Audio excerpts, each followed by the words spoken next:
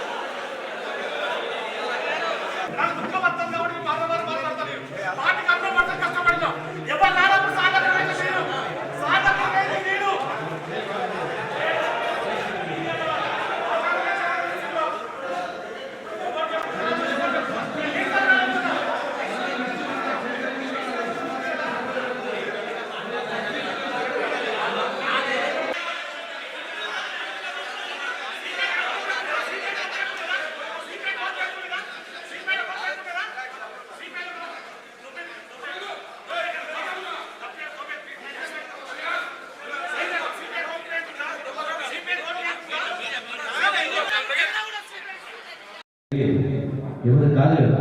కాబట్టి మీరందరూ కూడా పెద్దవాళ్ళు చేసుకొని 22కు 22 గెలిచే విధంగా మీరు ప్రతి ఓటర్ ఇవన్నీ కూడా ప్రతి ఇంటి కాడ కనీసం 1 గంట కూర్చొని లెక్కలు చెప్పాలి, వాళ్ళ మెదడు తొలవాలి.